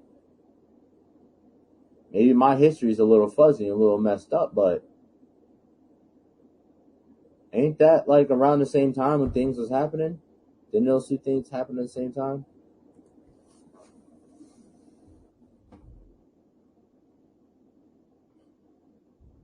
I don't know. Because in that case, if they were to bring him in, he'd be as old as Captain America. Maybe a little bit younger. Cap is like 100-something years old.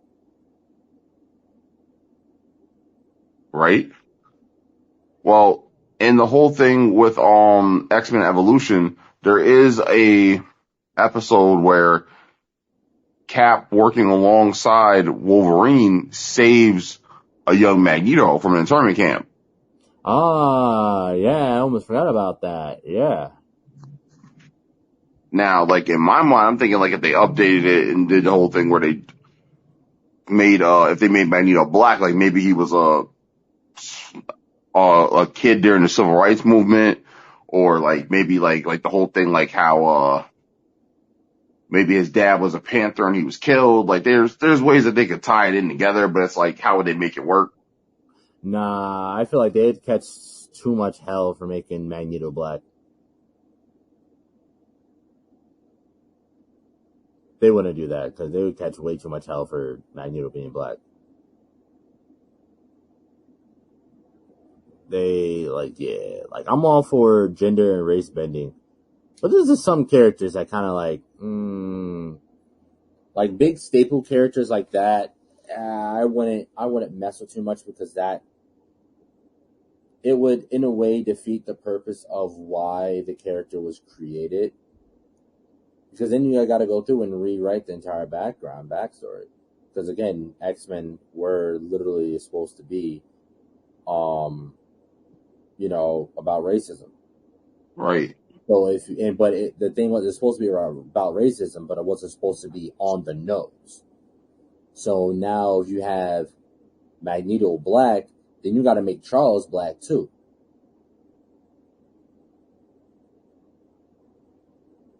You see what I'm saying?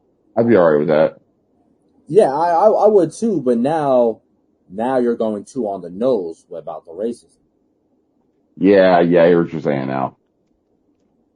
Yeah, so oppression and stuff like that. It would just be too on the money, too on the nose. So they're like, all right, let's race bend a little bit here, make them two old white guys. Let's bend it a little bit more, and it's like, oh, it's not black people being oppressed. It's now a different species of human being oppressed. Same ideas, same aspects, same things happening to them.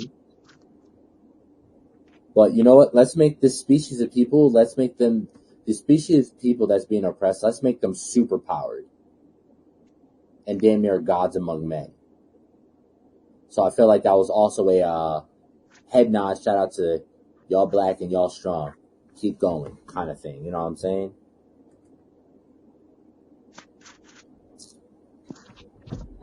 I don't know. I just feel like it would be too on the nose. Only because yes, World War II and the Holocaust was the same time, so they can always easily run it that his mutation has him age slower. This is true. You can always blame in doubt when in doubt, blame it on the mutation. Or he's found a way to experiment with his genetics to the point where he doesn't age like a normal person. Well, yeah, technically, because remember, they can also bring in the what was it, high evolutionary, right? Right.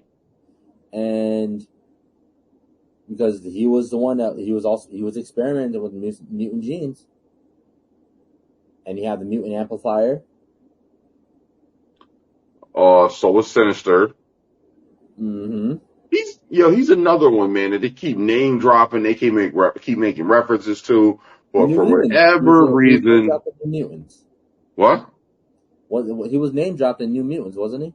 Yeah, they work So, for that. They work for the Essex Corporation. mm-hmm. And what was his name? Jonathan Essex? Nathan. Nathan Essex. Yeah. So, I remember we talked about this when we were talking about in the episode of Archangel. Yep. And then once again, we have the whole thing where he experiments on Archangel and everything like that. Shit, we could have Magneto see him do that to Archangel and then go to him because, he's old and he's dying. And then next thing you know, he's young and at his peak again, but he wants to become like a slave to Apocalypse. Yeah, and that's how it can be one of the four horsemen. But again, I wouldn't. In order to do it, they'd have to bring in Apocalypse before Magneto. Well, it could be one of those things like where the Apocalypse is like the Thanos of that story. As far as the X-Men go, we've seen Apocalypse running around behind the scenes doing shit, but we never really actually seen him. We get little glimpses of him here and there. He cracks a smile. He puts on the glove. And then the next thing you know, he's out there wreaking havoc.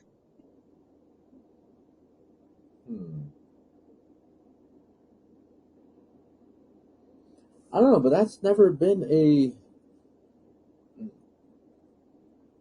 The thing about Apocalypse is he'd...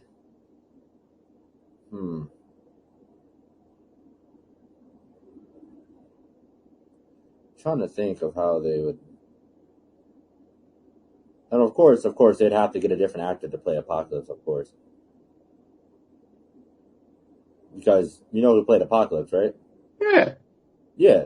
So, yeah, they'd have to get somebody new, but I don't know. I don't know. I guess the way they did Apocalypse last time definitely left a bad taste in my mouth. But I will say, I loved his look though. I think he looked really good. Oh, so you weren't one of those people. You weren't one of those people who felt like he looked like a blue Ivan Ooze? Yes, he did, but he also does in the comics though as well. If you look at, I'm talking about like his suit and his aesthetic. Like the suit, he looked very close to, how he looked in like the or at least the animated TV show. I like that. I felt like it fit what we have been used to seeing, but also having a bit of a, more modern flair to it. And I definitely say he definitely did look oozy, very, very Ivan Oozy-ish. But at the same time, it's like, we can look over that a little bit. You can't look over about how bad the movie was. because it also made no sense with Dark Phoenix as well. Did you see Dark Phoenix? Of course I did. I'm sorry. I personally feel like Dark Phoenix.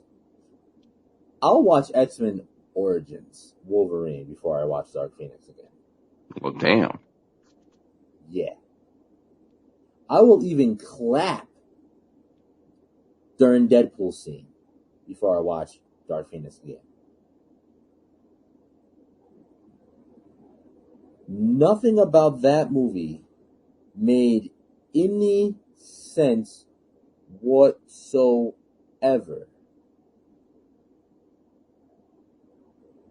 None of it. Now, was it Dark Phoenix or it was Apocalypse where they had the whole saving everyone from the mansion scene with Quicksilver, right? That was Apocalypse. Yeah. And again, with that one, that was the only good scene in the whole movie. I don't know, man. Man, You know, destroying Auschwitz was something real special.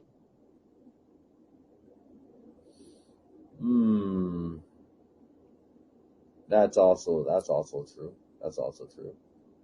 I would also say I like their costumes though. I really did like the costuming on that. The wardrobe for that for Apocalypse, I did like it though. I will say that I most certainly did like it. I feel like it also we got to see Fassbender on the same Fassbender's Magneto finally at the same level as Ian, right? Right? Yes, yes. Yeah, Ian. As Ian's Magneto. That man took one hand, lifted the whole Golden Gate Bridge with one hand. Yeah, he's old, so he struggled a little bit. But one hand. So I did like the fact that we did get to see him finally on that level.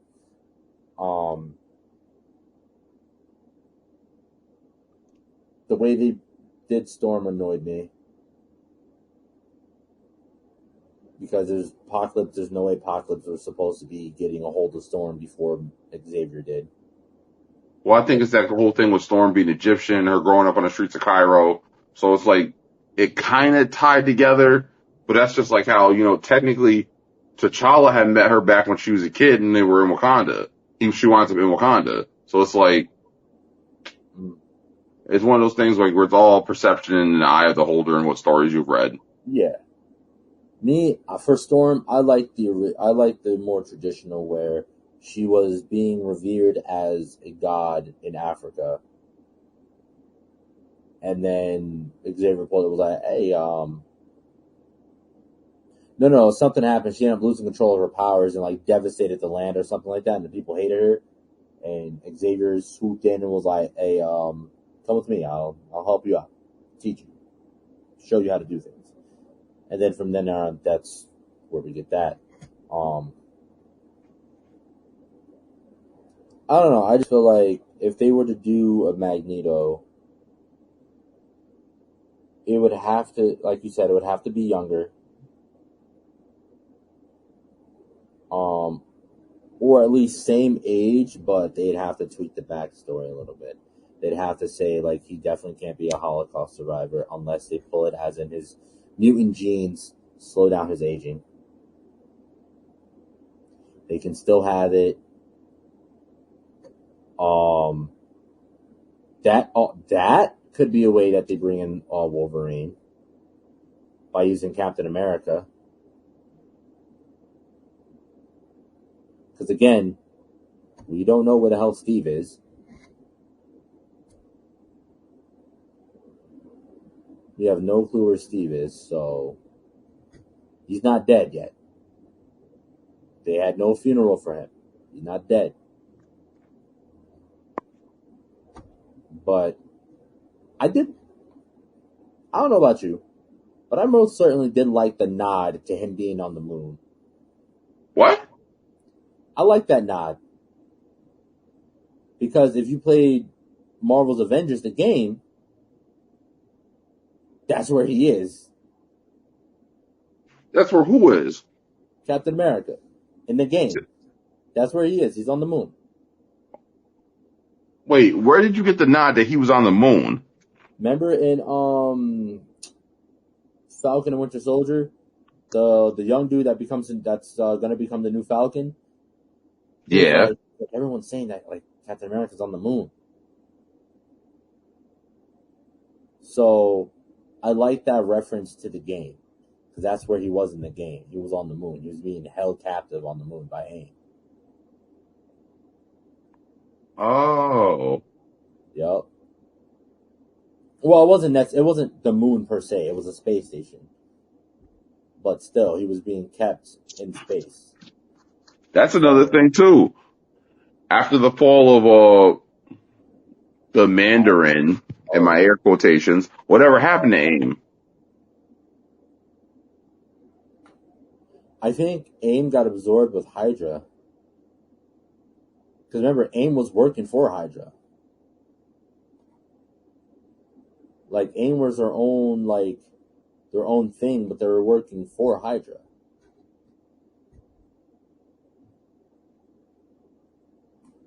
So there's a possibility that they just went underground as well.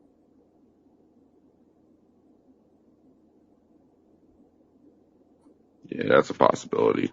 Or after they were working for the because that's the thing. AIM, they're not specifically affiliated with anyone. They work with whoever wants to work with them. That pays the most money to work with them.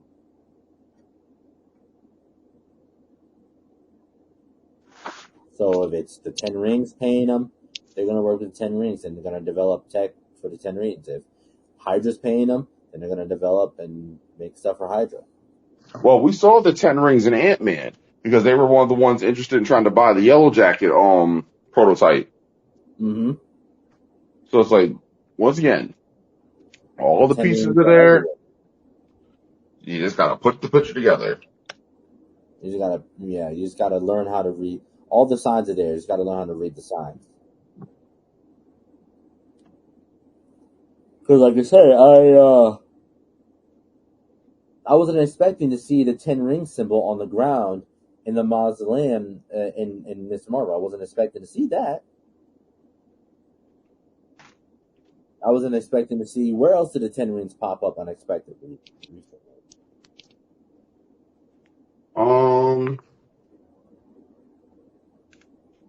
Nowhere else I can think of off the top of my head. I'm trying to think. I swear they popped up in something else recently.